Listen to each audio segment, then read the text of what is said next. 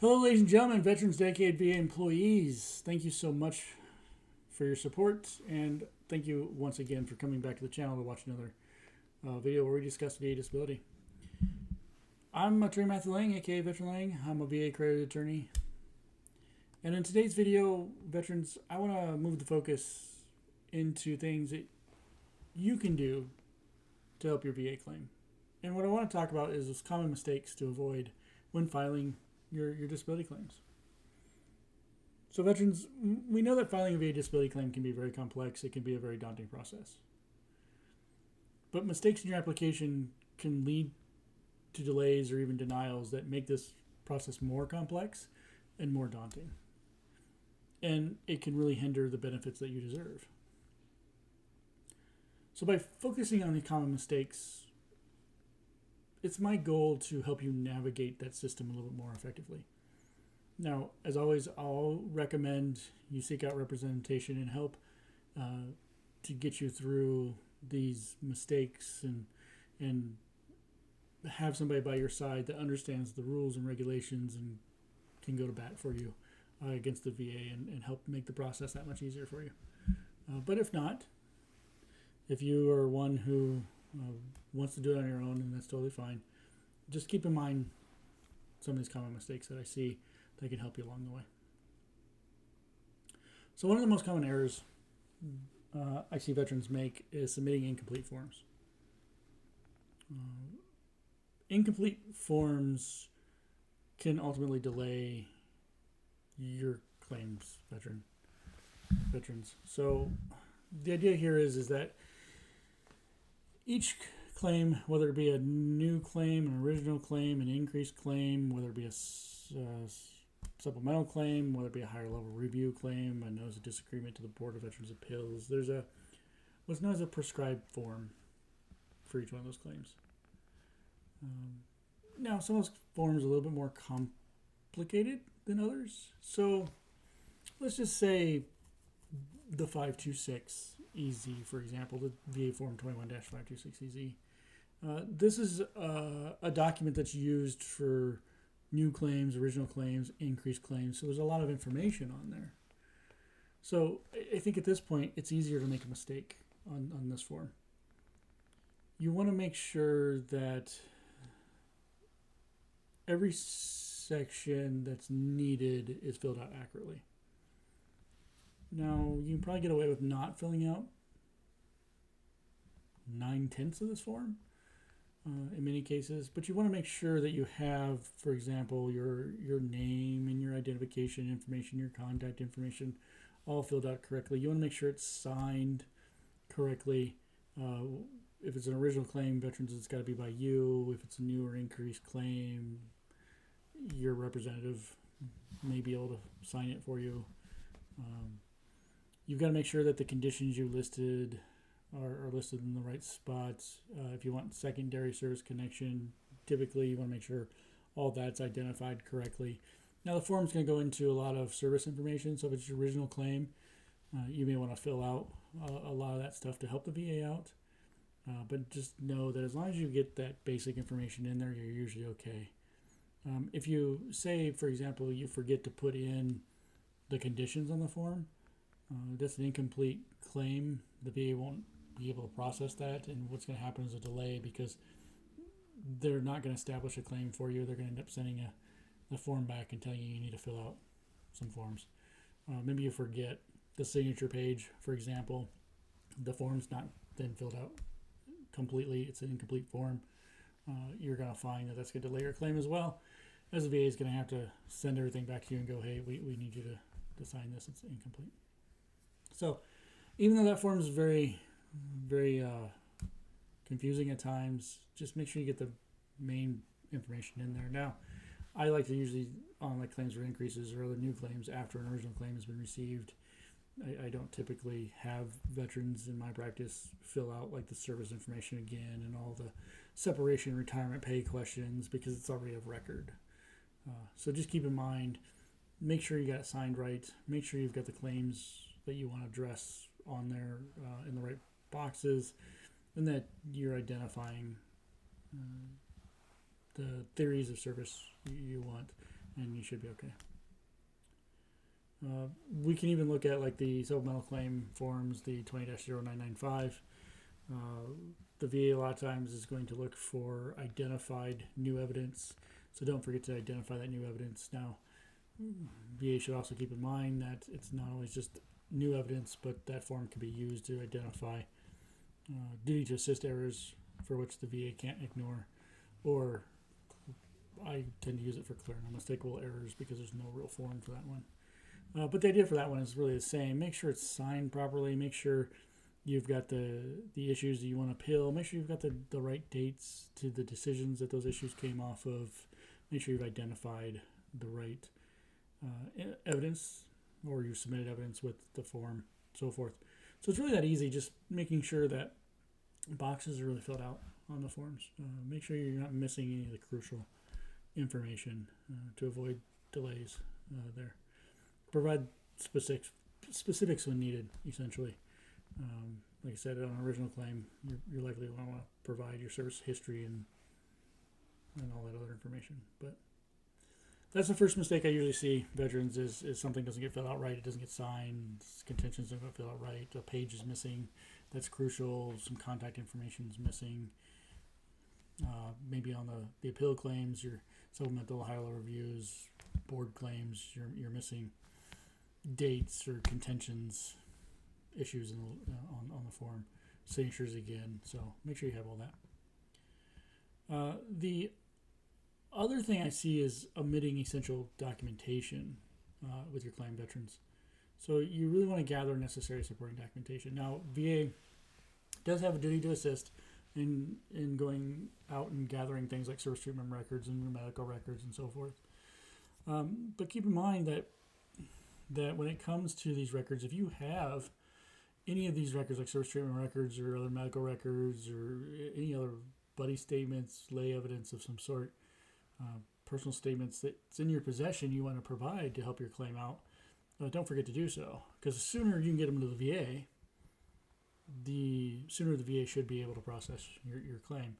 So again, we've talked before that the VA's got a duty to go out for your service treatment records, and that's fine. If you don't have them, they're going to go out for that. But if veterans, you've identified a primary care physician or you've sought medical treatment at some VA facility or other provider, the VA is going to go out to obtain those records, and especially the VA ones shouldn't be too much of a worry because they're already in VA's possession. The ones to really worry about, though, is the ones from like your primary care physicians or all the physicians outside of the VA network. VA will still have a duty to go out and request those records or request from you first the authorization form. So this is one of those not gathering enough or omitting, essential documentation.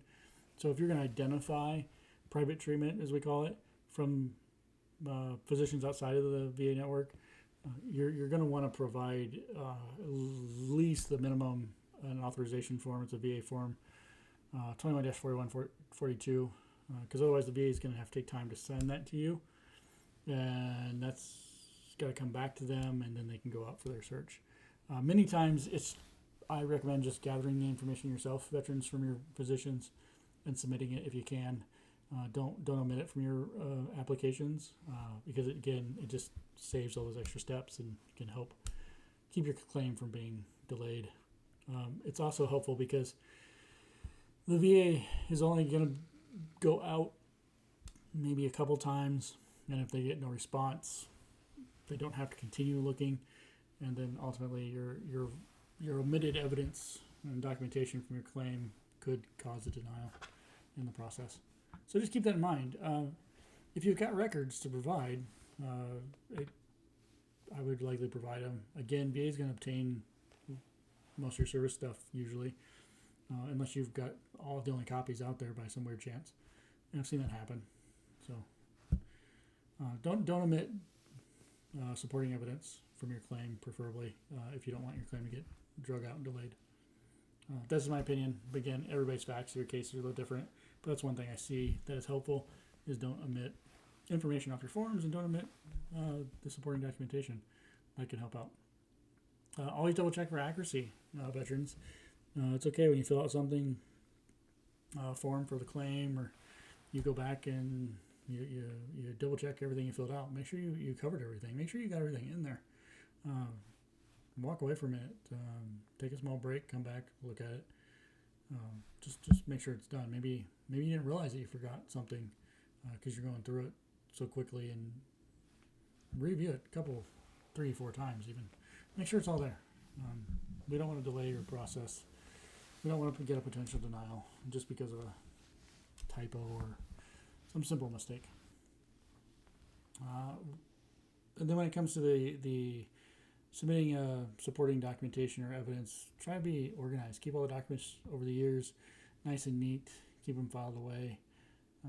Keep copies of everything. If veterans or even current service members, if you're watching, I mean, copy. That was one thing I learned in the service. Keep copies of everything: finance, personnel, medical. Every document you receive, keep a copy. You might want to even keep more than one copy just to make sure you have it later on. All right, veterans, let's talk about another mistake. A common mistake I see. And this one's a little more tricky. And again, I would probably recommend advice from representatives on this one. Not attending VA medical examinations. So they're known as C&P exams. They're the medical evaluations that are scheduled by the VA to assess usually the severity of your disability in connection with your service. Failing to attend these exams can severely impact your claim, and no, not always, but they can. So, keeping in mind that VA has to follow rules that says if there's enough adequate information in the file for rating purposes, in short, that they may not need this exam or don't need the exam in order to make the decision. They can make it off of the evidence of record, especially if it's medical evidence. It's a lot easier. Maybe it's more current medical evidence that shows that current diagnosis, current evaluation that fits underneath the scope of the 38 CFR Part 4 for their scheduler when it comes to assigning evaluations even. That may mean you don't need a VA exam, but it's, again, I talked with a representative, but keep in mind if that's not the case and you don't have adequate or proper supporting even DBQ and the VA scheduling examination for you and you fail to show, it could create, again, additional delays in trying to reschedule everything, getting the request back to the VA. It could cause a denial because now the VA doesn't have all the information they need to make that proper grant. These are just possibilities. Now, there's other errors on the VA side that may occur, but we're here talking about you veterans on this one. So make sure that if you do get scheduled for a VA exam, and again, if you don't feel you need one, I would talk with a representative and get their opinion on it personally, because again, backs of the cases are different. But in short, the idea is if you haven't submitted any additional medical evidence, no DBQs or anything, and you get scheduled for this VA exam, here's what I would do. I would mark your calendar. Maybe mark more than one if you have to. As soon as you receive the appointment notice, make arrangements right away to attend. Veterans, you're gonna likely see emails, phone calls, sometimes text messages. That's going to come in different ways, especially with the VA using different contractors. If you're not so sure if these are scams or legitimate, feel free to always, again, get a hold of a representative if you have one. They can look into it or call the VA and check it out. Because the last thing I want you to do is fall for a scam. And yes, I have seen some of the emails that come from the contractors, and I can definitely see where they look like a scam when they're not. So, but either way, when you get these notifications, make sure you mark your calendar. Make sure you make arrangements to attend, schedule the appointments, make sure you got the right transportation plans. If you need child care, make sure you got that situated, and how difficult that may be as well, and making all these plans. Do your best. There's always a good supportive, I think, veterans out there who may be willing to help give you a ride if need be, step in, help out. There's probably some other programs maybe in your state or your community that might be able to help out too. So make the proper plans for transportation and make it to the appointment. In short, again, make sure you're communicating with the VA along the way. Things do come up, things happen. Maybe you got the appointment scheduled, you've got everything all situated, you're willing to attend, you're able to attend, you're ready to go. Maybe that day you got the flu. Maybe there was a family matter that came up that needed your attention urgently. Just let the VA know. Let them know that you can't make the exam and tell them the reason. Make sure that they have enough time to reschedule if necessary. And it may not hurt to even go out to the provider, the contractor, or the VA facility that contacted you to schedule the exam, and have them also try to reschedule if possible. It's a tricky system, so make sure they're both aware there. So that when you don't attend to the exam because of some issue like that, the VA is not going to deny you right away, and then you have to go back and fight and explain it all. Just go ahead and get the notice out there really quick. Let them know so we can keep the claim moving along without any additional delays, is what I would recommend there. Always keep updated contact information as well, veterans. This is a mistake I see too, especially when it comes to scheduling exams, is if you don't keep contact information updated with the VA disability side of the house, you may not get notified of these exams, and if they can't reach you, they can't schedule it, and you're just kind of marked down as not attending, and that could harm your claim as well. Another thing you may want to do, veterans, is be prepared for your exams. Kind of know what to expect. There's a lot of forums out there that'll talk about it. I know with the veterans I help, I give them a little bit of an idea. But one thing I'll always do is never really truly prep them. Like, I'm not going to tell you what to go in and say, because I'm not here to have you lie to a VA examiner. So the other thing you really want to do, veterans, is even if you're on your own, be honest and be thorough. Clearly explain your symptoms and how they affect your life. Unfortunately, you may end up with a provider or an examiner who feels like they rush you along and don't listen.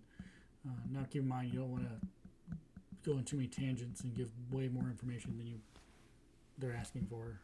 But if you run into any of these problems, veterans, where you don't think the exam went well because it was too short, or they weren't listening, they were too busy typing on a computer, they weren't getting the whole story from you, it only took 5 minutes, veteranlane.com. Click the button there, get on my calendar. Let's have a chat, see what I can do for you. Maybe we can appeal your claim. Maybe we can get a new exam as well for you. But that's the thing to look for, veterans. So when you do get scheduled for an exam, again, talk to the representatives. But if you don't have any other medical evidence in there, make sure you make it to the exam. Could be extremely helpful. Don't make the mistake of not showing up, or things happening and not letting the VA know, not having your updated information in the system, not being prepared for the transportation issues or anything else that may come up. We really just want to make sure that we're helping the VA as well, so that they don't have to deny and reestablish claims and delay the process, and then go back and have you explain all over again what was going on, and have them make a decision whether that's enough of an explanation, and rescheduling stuff and rescheduling. So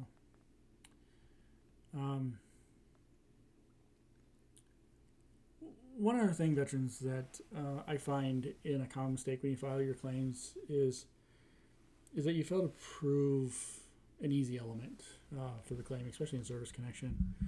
I think one thing you need to do is understand at least the basic 3 elements, and it's really the big foundation for everything. And I know we've talked about before.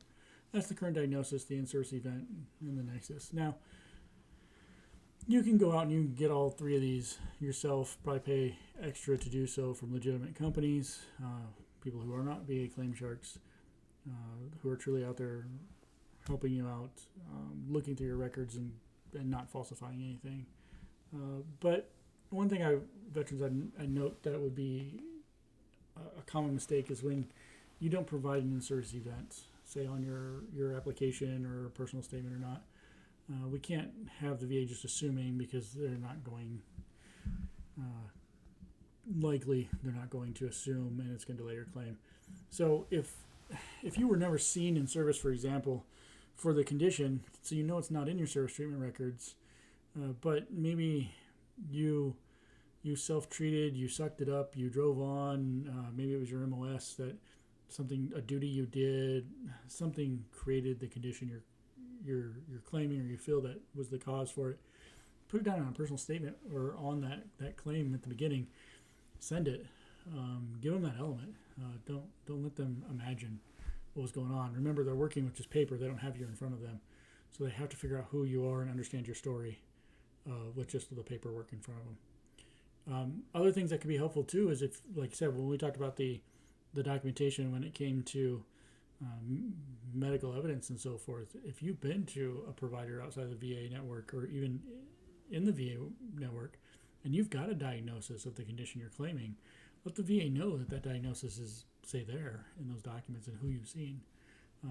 Preferably, again, provide the documentation of that current diagnosis with your claim. I think we can call it a common mistake, really, when you don't do that and we delay your claim, forcing the VA to go hunting for stuff that they may not receive. So it's just little things like that. I mean, if you have it, just make sure they get it right away. The Nexus is really a VA duty to do as well, but again, that's something you veterans. It's a strategy thing. Sometimes there's issues with adequacy from VA examiners. You may want to go get that yourself, but again, I would give the VA a chance to do their job. Maybe talk to your representatives, see how you want to proceed from there. But again, if there's lay evidence that can help support your claim, even if we go back to the in-service piece, I mean, get that too. Like if you had a buddy or even a spouse or children at the time who observed your symptoms and conditions and complaints and can give some detail of that in service or even after service, that could be crucial information. So the idea for this common error veterans is try not to leave too much information out. If you've got it, help the VA out. Likely send it. Just put it all in there, and so that you're not failing to prove the elements of service connection, essentially, or the foundation of really any theory at that point. Veterans, I'll leave you with that. This video has went on for a little bit, but those are just some common mistakes. Make sure your forms are filled out correctly. That can be a little tricky, I get it, but make sure at least the issues are on there, the document side. It's got all your contact information, the file numbers, your birth dates, and all that stuff that it asks for. Make sure it's all on there. If it's an appeal form, like supplemental claim, high-level review claim, or a notice of disagreement to the board, make sure those conditions are on there as well. Make sure it identifies the proper decision that you're appealing as well to keep things moving along. Make sure you've provided the evidence that's in your hand. If you've got service treatment records, if you've got private medical evidence, give it to the VA. Don't forget that to attend your VA exams if required. Keep the VA in the loop. Let them know when you can't make it. Keep those contractors in the loop, those examiners, VA examiners as well. The system's going to get tricky when it comes to that, but as long as they're both are aware, no one can say that you didn't show any good cause or that they didn't know. Make sure you've got that transportation set up. Make sure you're ready for that day. Just be aware when you walk in there that you're going to be asked a series of questions, and there's going to be an examination, and if it's a joint especially, you're going to be asked to move in certain ways, and they're going to run some tests and so forth. Just go with it. Also make sure that again, you're doing everything to prove those elements in service elements, those current diagnosis elements, especially with the information you're providing the VA. Give them a hand, give them a little boost, help them out. Again, they're only looking at the documents that's in front of them, so if something's missing, it could delay your claim or it could potentially deny you, and then again that creates the delay as well when the appeal's got to go in. So go through all that. Veterans, with that, I'm going to leave you a final tip. Again, I'd always seek professional assistance. The VA accredited representatives, myself, veteranlane.com. You can always find me there. If you work with a VSO, that is great as well. There's a lot of good VSOs out there. If you work with another accredited attorney or another accredited agent, that is awesome. You can look us all up on the VA's website and see who's accredited and who's not. Stay informed, be organized. Continue watching this channel, ask questions, check out other platforms. Be careful though, there's a lot of bad information out there too. Kind of have to weed through all that, but keep yourself educated. Don't forget to maintain your records. Keep copies of everything. Every time you go to the doctor, get a copy. Put it in your filing cabinet at home.